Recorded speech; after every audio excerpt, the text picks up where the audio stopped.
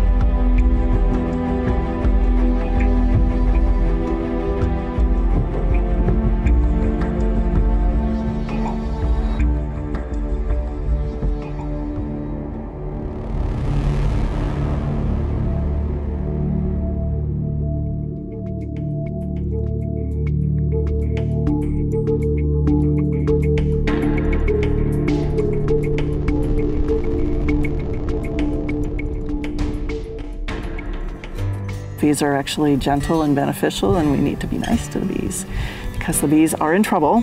There are a lot of people have heard in the news about colony collapse disorder, CCD, and this showed up in the mid-2000s where commercial beekeepers, several of them in the same year, discovered that their hives were perfectly healthy one day, and they came back for the next inspection a week later, and there weren't dead bees, there were no bees. That's what colony collapse disorder is, and disorder just means we don't really know what it is. And when they did tests inside those hives, they couldn't test any dead bees because there were no dead bees, but they found a multitude of diseases in those hives, more than we even knew existed. Bees are beneficial because they pollinate. That's actually the best product that they do for us. When we eat our food, a lot of that food is the result of an insect pollinating. And if a vegetable or a fruit didn't get pollinated, then we wouldn't have the fruit or the vegetable, or we'd have a fruit or the vegetable that's undeveloped or immature or just really not as much of it. So we can thank a bee for every third bite that we eat. Not only because of the food that they directly pollinate, but also because of the food that they pollinate that then indirectly helps feed other things that we eat, like livestock. We still have not found any single cause of colony collapse disorder.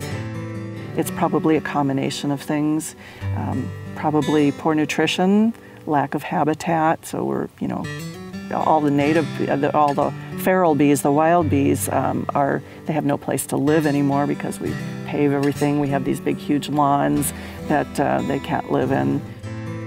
But the last piece of the puzzle is probably pesticides, and we tend to use pesticides more quickly than we need to, and we don't always use them correctly. And there's two different kinds of pesticides. A new pesticide that just came on the market and started being widely used around about the time colony collapse. So there are a number of beekeepers that suspect there's a correlation there. But this new class of pesticides are systemic. They're called neonicotinoids. And the neonicotinoids, they are taken up into the whole plant. So when a pest bug comes and chews on the plant, it will die because it gets the insecticide on that leaf, even though you didn't put the insecticide on that leaf. It's in the whole plant. So what this means for the bees is that the insecticide is actually in the nectar and pollen of the treated plant. Well, the bees will bring that back to their hive, the pollen and nectar, and they'll feed it to their young, and they'll eat it themselves. And what that does is continuously expose the entire colony to the pesticide. And this is true not only for honeybees, but also for all the native bees. What's going on right now is many independent research studies seem to indicate that this has several detrimental sublethal effects on the honeybees, as well as the native bees, things that would lead to their decline. If we want to help the bees, so a couple of things: provide habitat, provide food for them. Now the bees need to eat from spring all the way through fall. And if we have just one kind of flower, well, if we have no flowers in our yard, okay, there's nothing for them to eat. And give them a variety of plants, because the bees only get food from the plant when it's blooming. And last resort is chemicals and pesticides. There's a lot of manual things we can do that are less invasive, less destructive to the environment.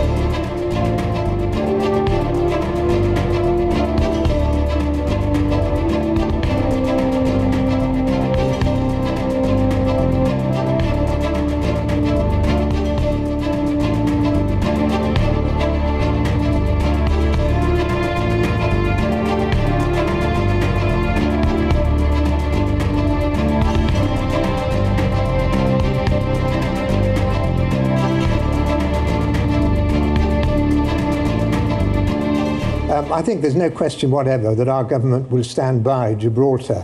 35 years ago this week, another woman Prime Minister sent a task force halfway across the world to defend the freedom of another small group of British people against another Spanish-speaking country.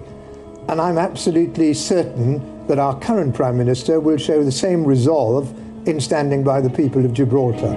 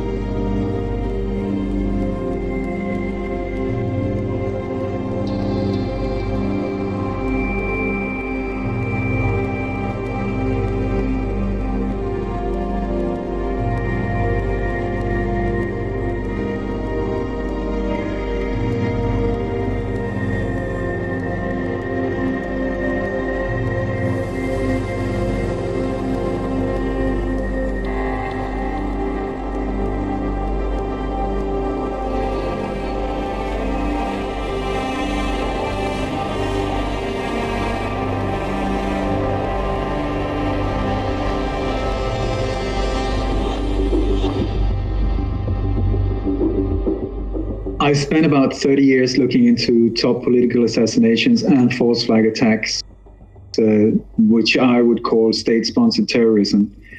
A false flag is where it is the people that are there to defend us that is actually the ones doing these crimes to us, creating an outer enemy to scare us so that we will go into emotional, oh my God, I need to be saved, I need protection, and then accept their solution, which every single time is the same. More and more military police, more and more surveillance, more and more you having to give up your freedom, your liberties, all of that. And over the years, what I've come to see, in my humble opinion, is that we are looking at coordinated attacks in multiple countries, most of them, if not all, NATO countries or countries that have some kind of security agreement, like Canada, Australia, the US, with NATO, and so on. What keeps appearing in these operations that I keep bumping into is the CIA, Mossad, MI6 sometimes, and then whatever agency in that country, intelligence agency that is there. Very often, these agencies are totally connected at the top. To understand what's going on, you have to see it from a higher point of view, a higher level, where we are at the New World Order, where they see the world and the Western world as a chessboard, where the different countries are just like chess pieces.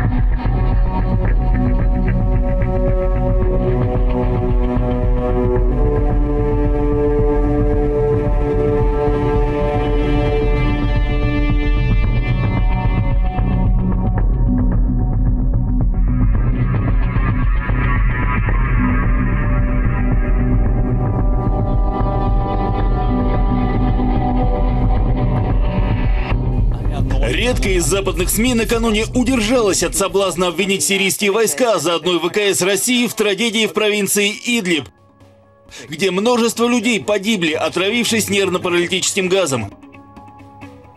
Характерная деталь – первыми на месте оказались печально известные белые каски, которые позировать перед камерами умеют куда лучше, чем спасать людей. Видимо, именно поговорив с ними, агентство Reuters поспешило обвинить в чудовищном зверстве Москву.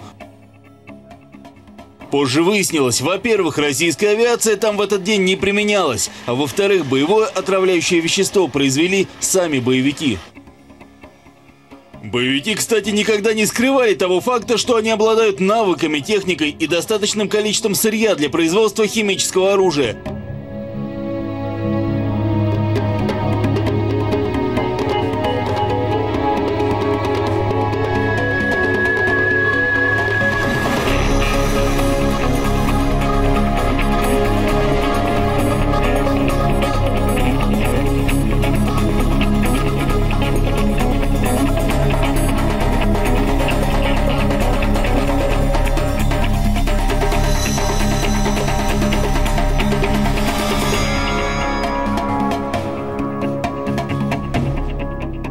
As a criminal expert, you always look for motive. Why, in the midst of all of these battles, would Assad choose to attack civilians rather than military people? It's simply irrational.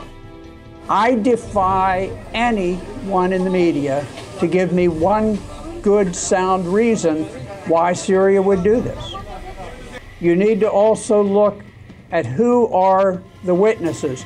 The witnesses in this case are all terrorists, and all of them know either they tricked the Trump administration into changing its position, or they are going to lose the war. They are masters at staging deceptive operations. They've done it before, and they will do it whenever it will benefit their cause.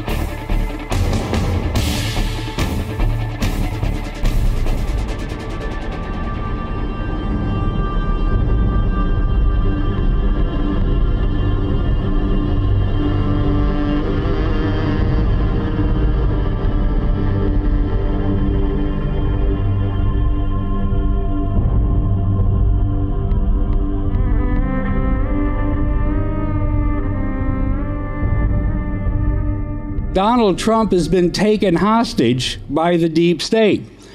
And before we knew it, he's ending up being the tool of the deep state. How did this happen?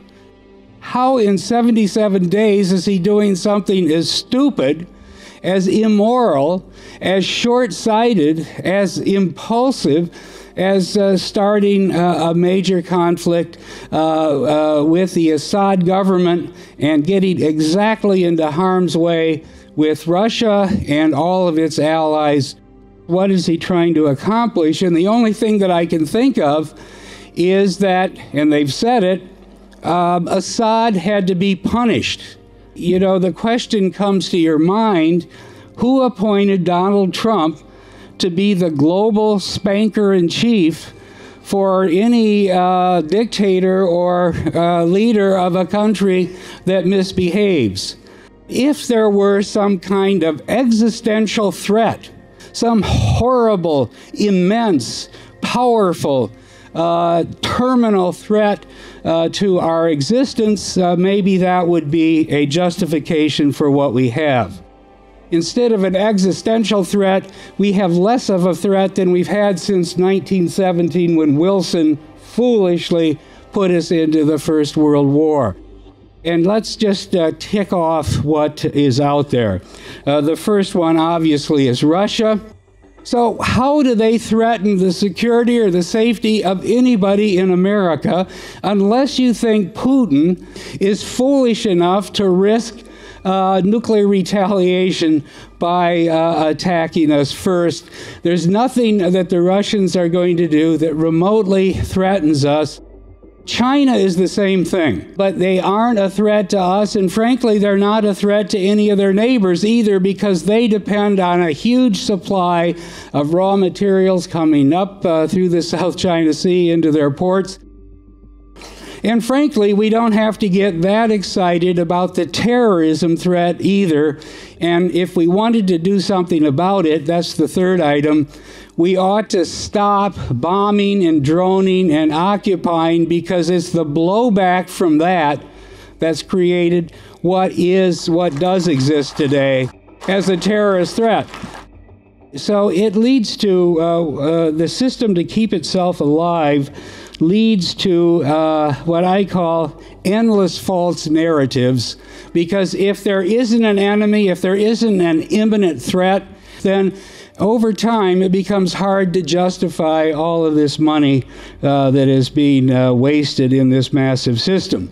I turned on cable news Thursday night, and you couldn't find anything from MSNBC to CNN to Fox that said anything different. They were all saying the same thing. They were in war heat. They're all paid by the same paymaster, which I call the warfare state, because there is a totally different view on what's going on in the world if you get your lens right, and if you're not part of this overwhelming groupthink consensus that is literally suffocating the machinery of government, the machinery of the mainstream media. Maybe there's a silver lining in this latest capture of Trump by the deep state, this utterly stupid attack on Syria, and that is maybe it will help revive a coalition, anti-war coalition in the Congress. So at least there's some glimmerings of hope, but frankly, the warfare state is suffocating Washington. The war machine is bankrupting and draining the fiscal and economic resources of America, and the hour is getting late.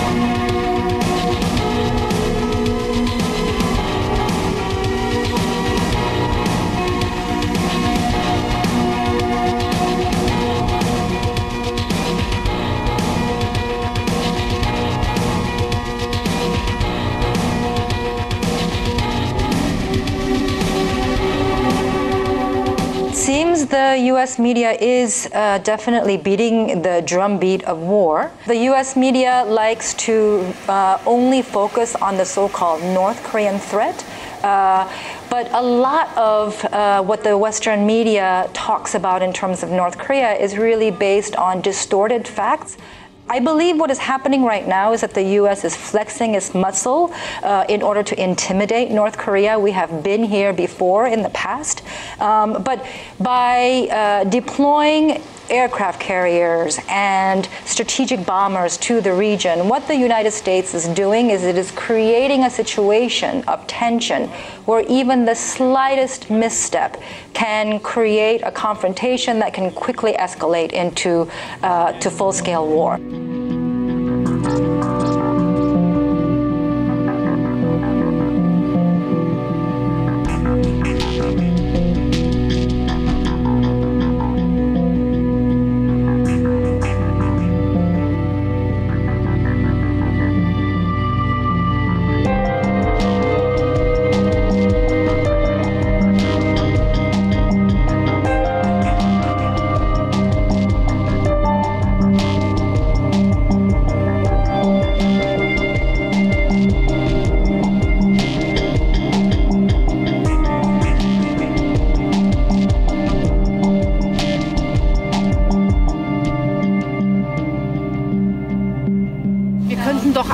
Schön und so friedlich miteinander leben.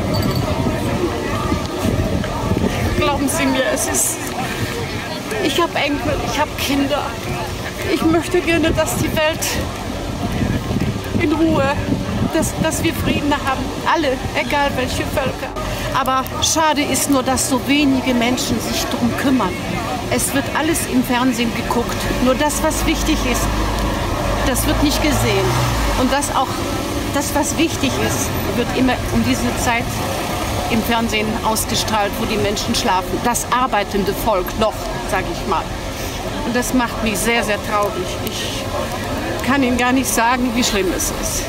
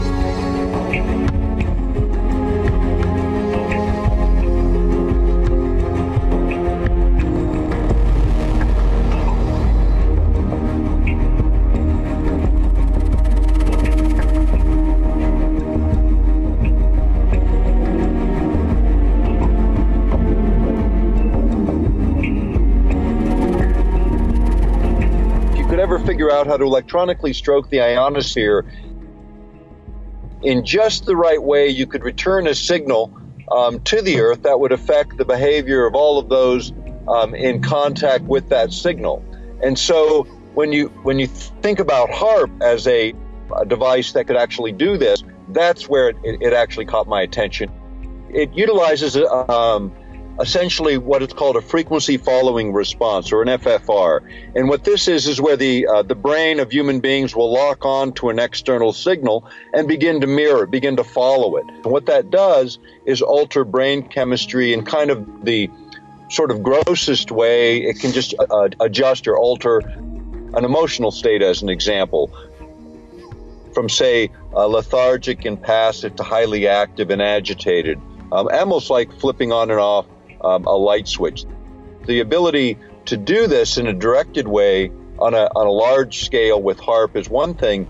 The other is to utilize any electromagnetic carrier, which includes television, radio, the internet, the power grid. Any of these things can be modulated in such a way as, again, to couple or connect to the human body and then drive physiological responses to those external signals. Just think about it as if you're a radio receiver. So if you know enough to sort of tune the human radio, if you will, by analogy, you can affect any physiological process. And this isn't theoretical anymore. This is science fact. This is the direction in which our military is going for two purposes. One is, they say, for communication with our own troops, and two is for disabling or degrading adversarial troops by being able to override essentially the operator, the human being themselves. If you can affect the operator in such a way, you can literally shut down warfare. But not just in warfare. The idea of utilizing these technologies in the civilian sector, this is where I have deep concerns, because the constraint of government is not such that they will constrain themselves in this regard. The temptation to use these technologies historically has been too great, and the abuses have been recorded in the record going back now over 50 years. There's over 500,000 Americans, just Americans alone, had been victims of human experiments ranging from the things we're talking about today to a number of other technologies that were tested. The fact is, these projects continue on. Unwitting victims are the only way you can really test these things in the field. And I would suggest that a lot of that testing happens overseas, outside of the boundaries of the United States. This is what will drive us in the wrong direction. Utilizing these techniques in combination with big data will change the way in which the world functions, and it will not be in favor of the average human being. The elites are worried because as we look at these very technologies designed to potentially enslave us, they are the very same underlying capacities that in fact can free us. The mind control experiments of the U.S. government yielded one very valuable piece of information. Each of us has within us a unique capability as created human beings, where the same potential that is synthesized by man in mind control technologies and the ability of human beings to do tremendous things with mental processes is being shown in biophysics labs around the world. We are more than we think, and the greatest threat to the elites is an awakened possibility free of fear. Because in fact, fear and worry inhibit your ability to reach the higher states of consciousness, the very thing we need in the planet today.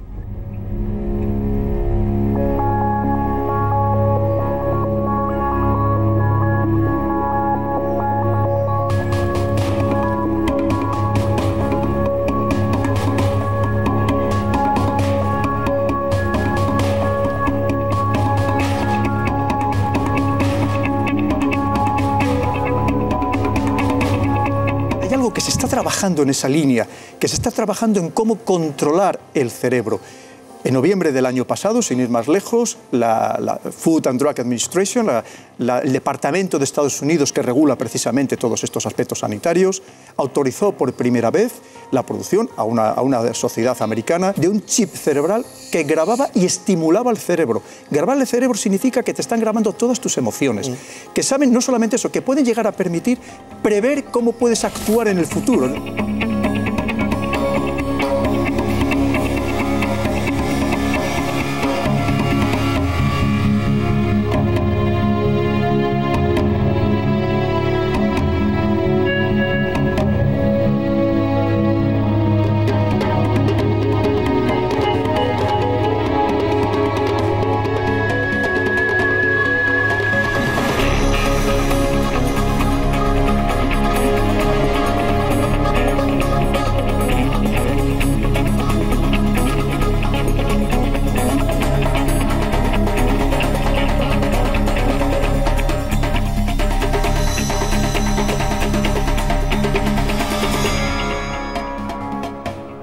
Everything in our reality is a frequency. Everything.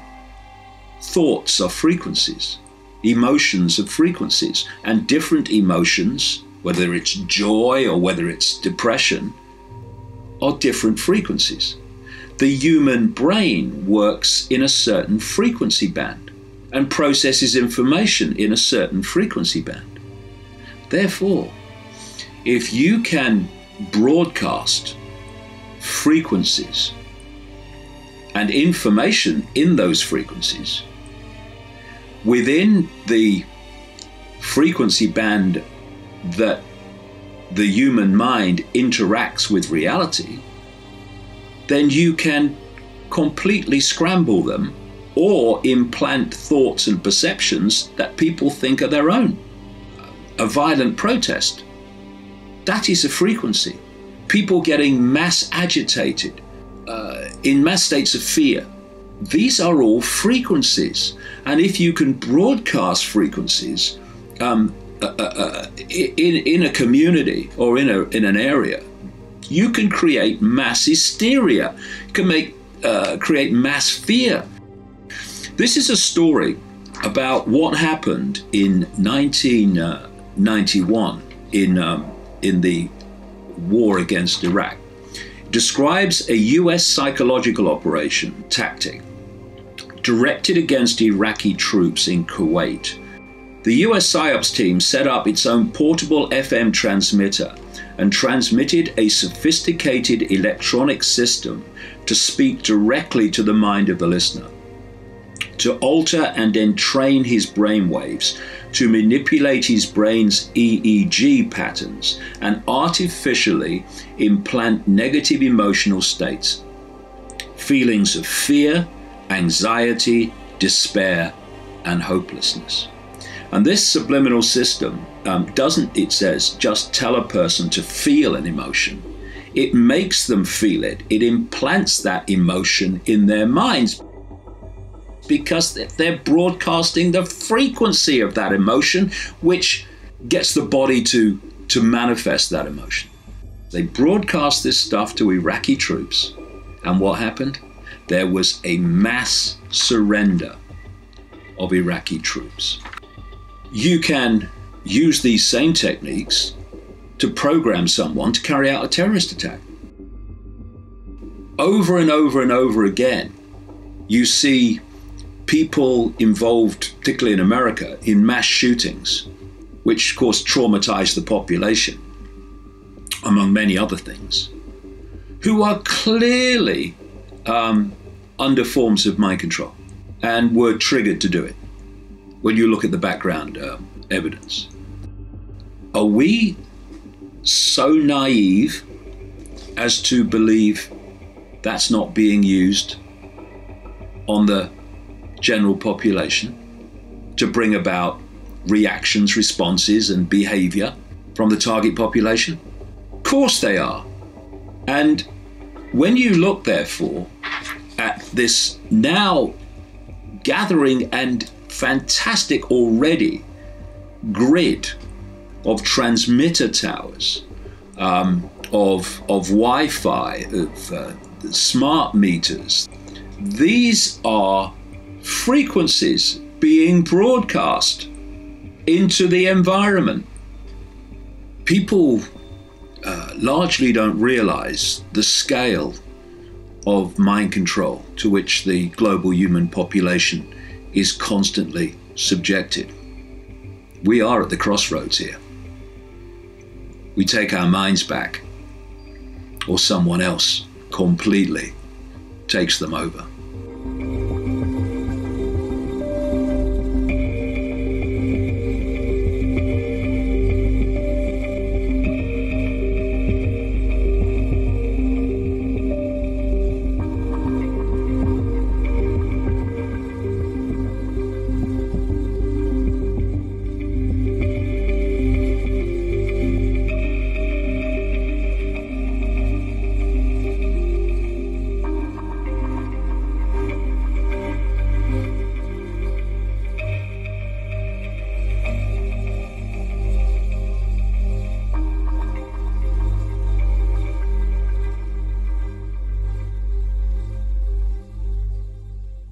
Without conscious thought, there's no ability to reason, to question, to consciously comprehend, to critically analyze, to apply any knowledge, which is why mind control is used on the U.S. military, because it gives them superhuman capabilities. It also allows for superhuman traits like 44 times visual acuity, because when there's no conscious thought, it's as though the subconscious mind will develop heightened senses in other directions to make up for it. It's the same way a blind person has acute hearing.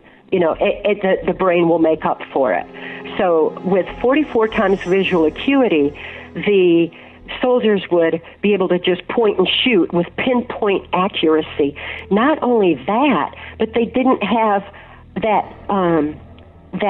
moment of critical analysis, that conscious thought, that moment of compassion, that moment that says that human knowing that we shouldn't be just killing other people. Right. I mean, that's not, it's against human nature to do that. So the conscious mind is bypassed, programming is put in place, visual acuity is heightened, physical endurance is heightened. And then when our military comes home, they don't have that ability to consciously reason through what just happened to them because it's compartmentalized knowledge. When Kennedy was assassinated, most people know where they were and what they were doing at that time. And for those who are younger, they know where they were and what they were doing when 9/11 happened. And because that's a trauma, and that traumatized the whole nation. When that trauma occurs, that is a basis for mind control, because it's how our brains respond to trauma. When trauma occurs, it's as though our conscious mind takes flight, or it goes on hold, and the subconscious mind is wide open to be easily led. And that subconscious manipulation is done through using NLP, neuro-linguistic programming. It's the language of the subconscious mind. It's used by all politicians. It's used by advertisers. It's used in global education. It's just a natural part of things. When we understand how our brains respond to trauma, when we understand what NLP is and how it works, then we can easily, peacefully reclaim control over our own minds and lives again.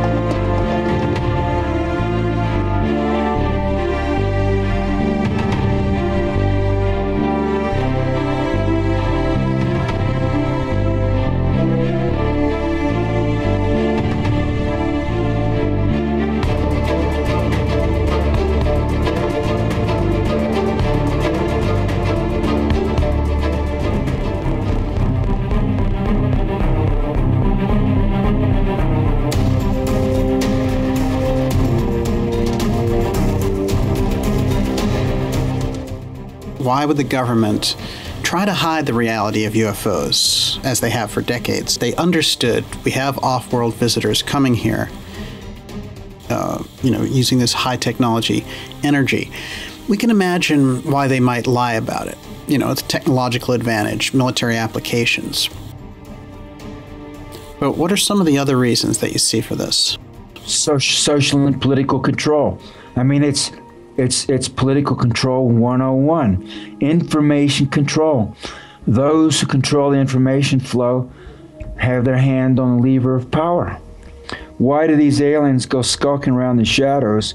Most of them, the evidence suggests they've cut deals. Why do any espionage agents go skulking about in the shadows? Because they're wheeling and dealing in secret. That's espionage 101. Control of information, control of personnel, control of institutional or organizational assets. You keep a tight lid on it, and that's your answer right there. When you're dealing with other species coming from other planets, or even from another space-time continuum altogether, maybe from another dimension, or another realm where the laws of physics has developed, and then you encounter that species in their technology and their culture and their mode of thought, their way of reasoning, their way of communicating. It could literally be mind-bending, could be very difficult to integrate psychologically and mentally. I think that they do have operational so-called UFO technology, but it's being used, they being the military agencies. And I believe they've made a lot of progress in the last half century, and they've kept the vast majority of it classified. When you start working with these technologies that bend time, if you will, and or bend space, if you will, the reality veils start to part. The veils of reality between dimensions, the veils of reality between different modes of perception, the veils of reality may be between literally other physical universes. And I think what happens is that you mentally and also optically, physically, begin to perceive quite a lot of things that the ordinary person doesn't in the course of their everyday life. There are thousands and thousands, unknown thousands of cases of so-called aliens or extraterrestrials, very much, so to speak, manifesting themselves to ordinary people. You see, they're different groups. And the ones who've cut deals with the major governments, for example, and military and espionage agencies, do have a hierarchical command or organizational structure. But the evidence suggests there are other groups for whom that means nothing. And so they, therefore, to them to talk to the president is meaningless. For them, they would say, who is this guy? He's corrupt, he's incompetent, he's dishonest, he's not very intelligent, so why would I waste my time? And the answer they would immediately have is, I wouldn't waste my time. So I'll look for someone who is honest, intellectually curious, who's competent, and then that might turn out to be a 15-year-old girl in China. They would appear to her, and she might be out working in a rice field, right? But for them, she might be 1,000 times more interesting to them than a pathological liar such as Barack Obama. They might regard him as a criminally insane doofus. When aliens come, and I'm not talking about the malevolent ones with a militaristic conquest and exploitation mentality, but the other ones with a higher level of spiritual realization, when they come, the people who will interest them will be people who are advanced as human beings. They wouldn't have the slightest interest in talking to a Henry Kissinger or a George Soros, or a Bill Gates, or a Angela Merkel.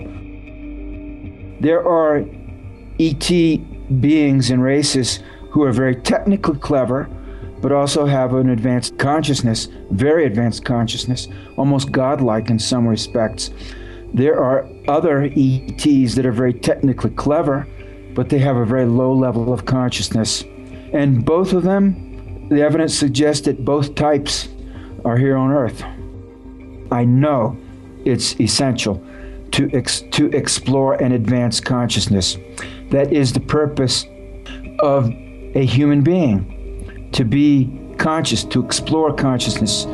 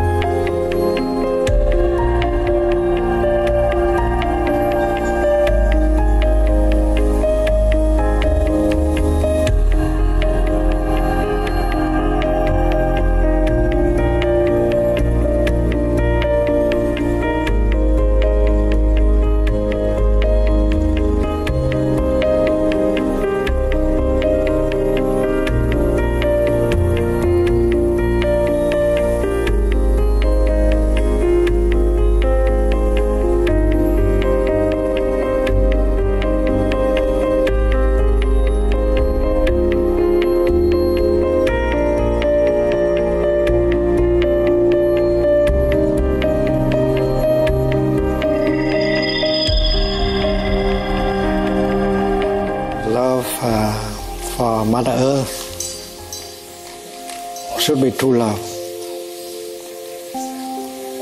And if it is true love, it can bring a lot of happiness to you and to Mother Earth. And romantic love, if it is true love, it can also bring a lot of happiness. But if it is not true love, it will make you suffer and make the others suffer as well. True love needs 4 elements. First of all, Maitri, loving kindness, that is the capacity to offer happiness. If you cannot offer happiness, that's not true love. In romantic love, if you are not able to help the other person happy, that's not true love. So you should train yourself in order to be able to offer happiness to you and to him or to her. The second element of true love is compassion. Compassion is the kind of energy that can help remove suffering, that can help transform the suffering in you and in the other person. If you cannot transform and take care of the suffering in you and in other person, that is not true love. That is why karuna, the second element of true love, should be cultivated by you and by the other person. Romantic and not romantic, that's not important. The important is it is true love and not true love. And the third element of true love is joy. If you make the other person cry all the time and you cry all the time, that's not true love. True love is inclusiveness, that you do not exclude. His suffering is your suffering.